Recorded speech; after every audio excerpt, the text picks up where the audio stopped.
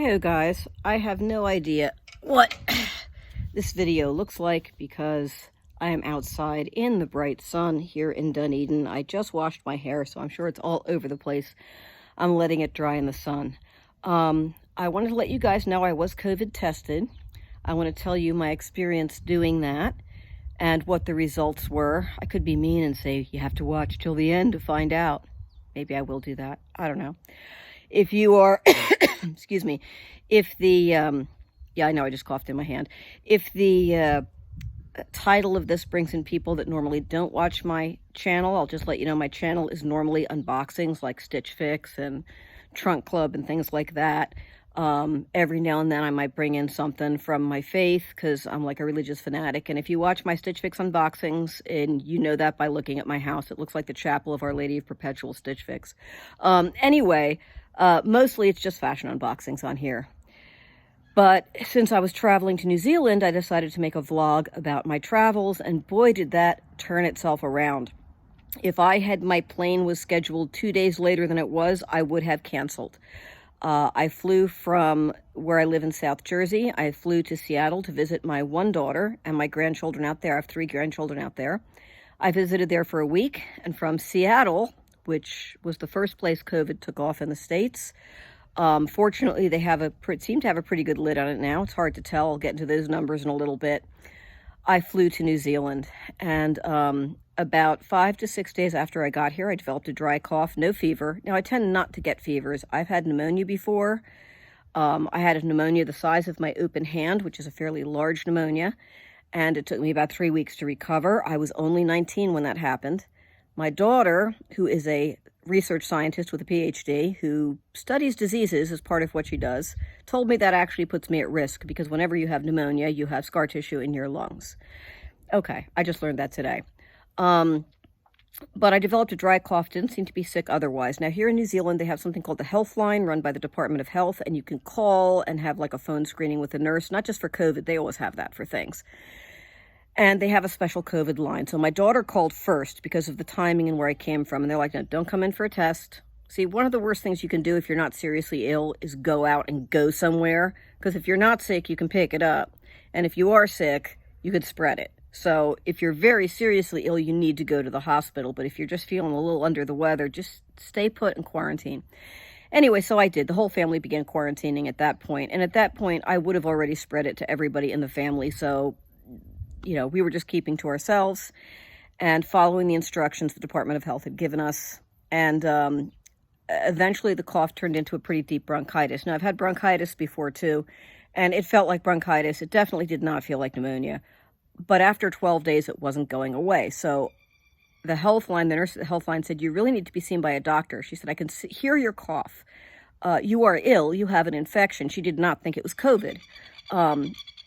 The problem is I don't have a doctor here. So we called the urgent care, and the urgent care said, come up, park out in front, stay in the car. We'll bring you some papers. They did. They also brought me a mask to put on, which will lead to a funny story in a minute.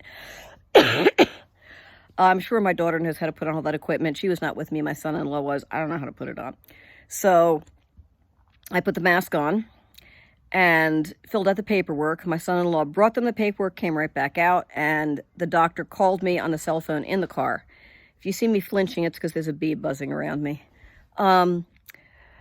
And she talked to me and said they were sending me to the COVID testing center, which is completely separate from everything else, separate from the hospital, separate from, I'm sure they have it in the hospital too, but there's a separate place, and they're really ramping up testing here in New Zealand. I mean, they're ramping it up. And so I went in to have the testing. Now, I said to her, look, this feels like bronchitis I've had before.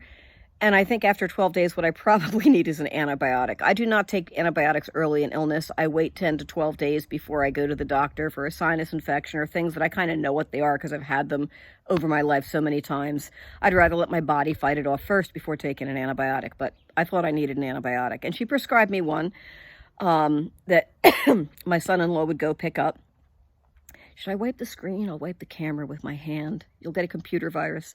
Anyway, I I went into the place and it was amazing. It was all women, I realized afterward, working in there, medical people. And I was met by a doctor who talked to me, not by a nurse, by a doctor. And they all had on the plastic garb they had on outside. They had on heavy-duty masks and the plastic garb and goggles. And they had their names in Sharpie. Not Dr. Smith, but like, you know, Jessica, Emily. It was just written on there. Hi, I'm Jessica. I'm the doctor that's here, and let me learn a little bit of history from you. And a couple of them listened together to my history. Oh, when I first walked in, though, she handed me a new mask, and I said, I already have a mask.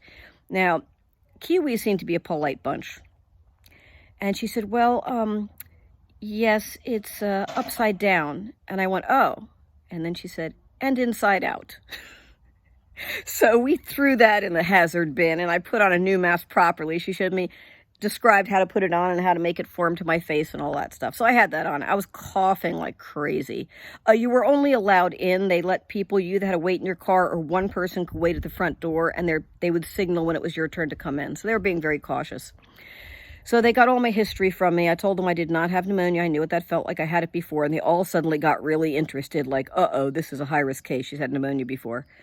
And they took my temperature, which was normal, and they took my blood pressure and my oxygen. My oxygen was good. It was like 92. It was fine. And then they took me back. Now, ladies, picture a pap test coming in the other end. They have a long, very thin Q-tip. It's thinner than the one I've had a strep test before, where they put the extra long Q-tip down your throat and swab it. This was very, very thin and bendable. They kind of bent it because they're going for a specific spot. First place was the throat. I told her I gagged easily, but I was determined, good Catholic girl that I am, I was like, I'm going to offer it up. I'm going to offer it up. Okay, Lord, I'm offering this in comfort up to you as a prayer, right? You start that way. Your prayer has expletives in it by the end. Anyway, so I actually restrained myself from gagging. I was very proud of myself. And they got a good throat swab. And then they said, now we have to go in each nostril. I have a deviated septum. That means I don't have like a straight route up my nose. So I'm like, okay, I knew this was going to be difficult. I've also had stuff stuck up my nose before. And that was actually the most uncomfortable. It made my eyes water. And it was uncomfortable. Like I said, the way a pap test is uncomfortable. It's not painful, but you would rather be doing other things with your time. So they had to really go in and really swab. They go in through your nose and then way back to like the top and the back here and swab. And they do that on each side. So they get a good sample. Oh, and they were incredible. You're doing great. You're almost done. I felt like I had a labor coach with me.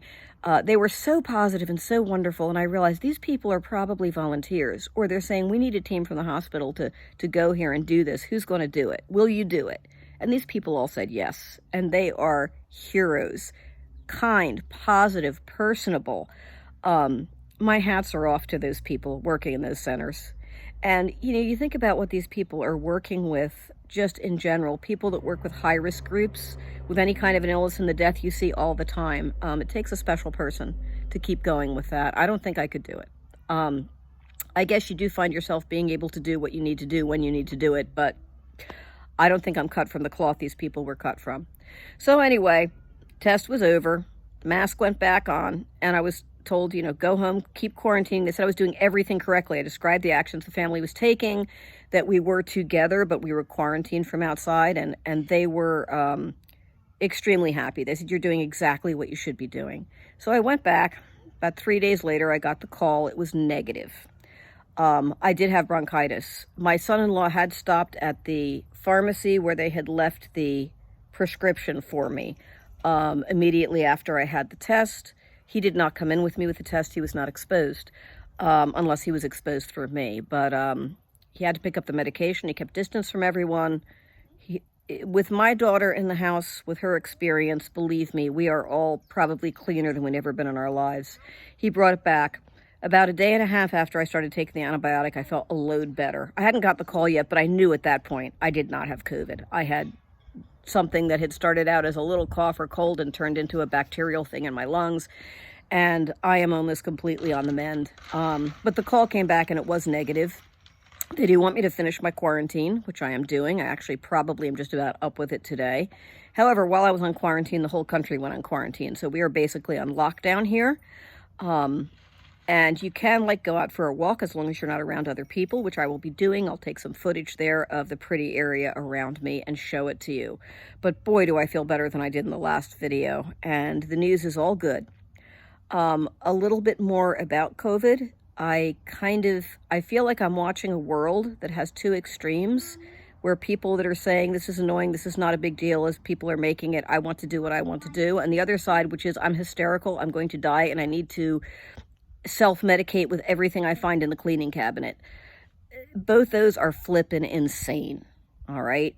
This is a very serious illness. It is more serious than flu. My husband is very high risk. He has a disease called sarcoidosis, which affects his lungs. He already has scar tissue in his lungs. He already has breathing issues. If he is exposed to it, it is extremely serious. He is back in New Jersey. I am in New Zealand. I am now faced with a choice. There are very limited flights back home. Should I go home or should I stay here? Right now, I am inclined to stay here. My visa has been extended to September. He can't be exposed, or he's at a high risk if he is exposed. Now, most of the population's probably be exposed at some point, but every day we get closer to better treatments. We get closer to a vaccine. My words for you that think it's not a big deal. It is a big deal. I realize some people are impacted seriously economically. Please take this on as sacrifice and service to your country, the way people did in World War II. Wash your hands, stay away from people, keep the social distancing. If you are simply inconvenienced and annoyed because you're inconvenienced, well, be a big girl or boy. Be inconvenienced for the sake of everybody else. But don't panic. We will get through this. Not everybody will get through it, but it is not going to wipe out 1/3 of the population. It is not the bubonic plague, and unlike the people in plague times, we know what to do, all right? Stay quarantined, stay safe, stay cheerful, stay joyful, whatever comes.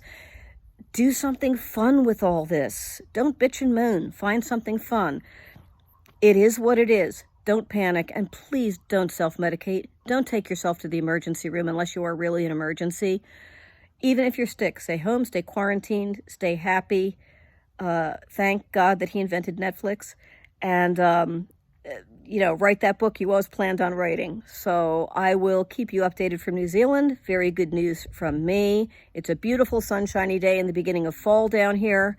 And I will have more for you later. All right, I really hope this worked out. I can't see my screen at all. You might just be seeing my nostrils, so.